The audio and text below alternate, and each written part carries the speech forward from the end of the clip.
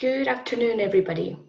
I'm very sorry to disappoint you that I've changed the topic of my speech, but the reason is that I had several articles about lipstick in times of crisis and what lipstick means, etc.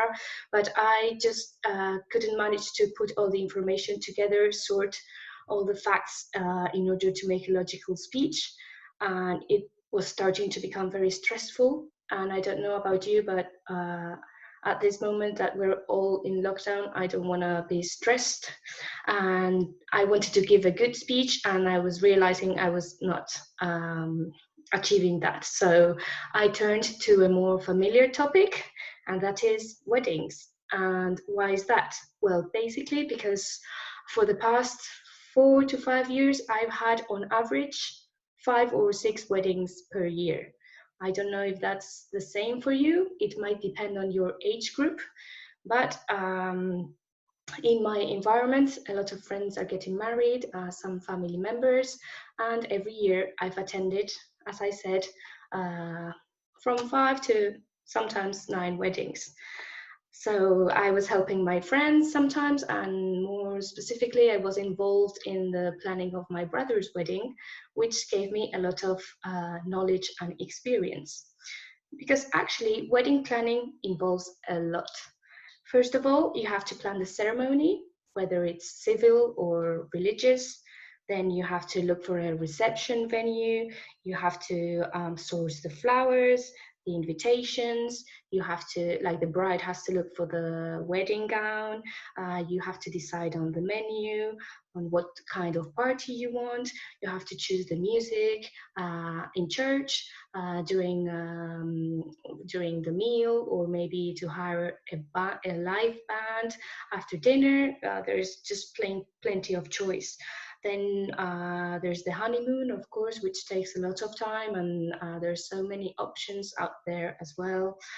You have to choose a photographer, sometimes videographer, even people also decide to have. And if it's at home, like it was the case of my brother, you also need to think of even more stuff, such as hiring a canopy in case the weather is bad. You have to have portable toilets.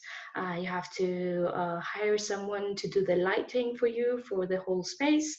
So after that, I can consider myself an expert on weddings. So thanks to all this experience, I've become more and more interested myself. I started following wedding planner profiles on Instagram, blogs, magazines. There's a huge universe around weddings. And whether it's inspiration or wedding planners, as I said, photographers, I've had a lot of input on weddings. And these days, I couldn't help thinking about these couples who were going to get married this year on 2020, especially after the outbreak of coronavirus. It's quite common that couples who get engaged start planning their wedding a year in advance. It's not that it's necessary to have a year to plan everything, but usually couples want to do it in advance because maybe they like a specific date that is meaningful for them, or because they want to get married in a venue which has a lot of demand. I don't know. But the truth is that availability, sometimes it's difficult, and that's why couples start very soon. Wedding season traditionally was from May to September, so the warmer months of the year. But now it's stretched further, starting from March and April, going all along till October. And winter weddings are becoming more and more popular as well these days. So what happens now with the coronavirus? The outbreak in Spain started in early March, and the state of alarm began on the 14th of March. Since then, we are all in lockdown. At the beginning, it was only going to be 2 weeks, but then it's been extended 2 more weeks, and again 2 more weeks. We're starting our 6th week now, and that means that all the couples who were going to get married in March, April, and May have had to cancel or postpone rather. Some of these couples might have set a date for later in the summer, maybe thinking that July, August will be soon enough for things to calm down. But the reality is that we're seeing that it's not the case that much. Some trust that better weather will be good for the virus to stop spreading that much, that higher temperatures will kill the virus. But the truth is that this has no scientific evidence, apparently. Some other couples decided to push their wedding to autumn in October, November, even December. But what happens if we have a new outbreak after the summer? Doctors and experts are already talking about this new outbreak that is likely to come once summer fades away and temperatures start being colder. So the truth is that in this atmosphere of uncertainty, I can understand how couples are becoming anxious, worried, and it's hard for them to make decisions. It's very difficult because this is a new situation for everybody. No government has ever experienced a health crisis of this magnitude, and they can only give us some tips, some vague information. On the weekend, they said that sectors of the economy, such as hospitality, might take a long time to go back to normal, even until the end of the year, and that would be December. So there are so many facts to take into account when considering rescheduling your wedding. First and foremost, safety, of course. You don't want to expose your guests to getting infected.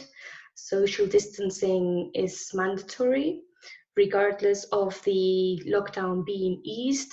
If we're allowed to go out on the street, it doesn't mean that we can go back to normal completely. So weddings are usually large events with hundreds of guests sometimes, and people are going to be scared of getting in those kind of parties with 100 or 200 people. And also, I think you have to be seated apart at the table, for instance. You have to respect the distance of a meter or a meter and a half. But how can you control that on the dance floor? Or how are you not going to go to the bride and groom and give them a hug and say congratulations, or, you know, kiss, have fun, dance, just be a bit careless. That's what weddings are for. Secondly, in terms of travel, there's also big problems because there's a lot of fear to get on a plane, get on a train, go to airports. And in fact, it's not just that you might be afraid of going, it's that airports right now are closed. So many flights have been cancelled. You need a very good reason to travel. At least in Spain, you have to justify where you're going, why, etc., etc. And some countries may impose quarantines upon arrival. So depending where you're coming from or where you're traveling, once you arrive in that country, you might be just put aside on a hospital and on quarantine. Actually, I'm not monitoring myself, so if I'm going over too long, can you just please tell me and I'll try and wrap up. And in terms of travel as well, of course, we have the honeymoon. What to do about the honeymoon? I guess that couples getting married cancel the honeymoon straight away, because where are you going to go? Where in the world are you safe today? The coronavirus has hit all the regions worldwide, so I don't think it's the best time to travel. Hotels are closed in many countries, and as I said before, airports, and it's just not safe at all. Also, we need to consider that older family members are at risk, and mixing your friends, young people, with elderly aunts and uncles, or maybe even grandparents, it doesn't feel right. So even if it were possible, imagine, let's say it's possible to get married in July. Things are going to take a while to go back to normal very slowly, and there are some things that can only be done last minute. Maybe one more fitting of the dress, decoration details that need to be decided, or how to source the flowers. I've been reading in newspapers that a lot of garden centers are throwing so many flowers and plants away because they are in bloom and no one's buying them, and they have to get rid of everything. So I don't even know if it's possible to get everything that you planned. So the coronavirus not only is impacting the couples' lives, but it's also going to have its impact on the economy. Only in 2016 in Spain, there were over 170,000 weddings. And on average, weddings have, no, yeah, on average, weddings have 100 guests.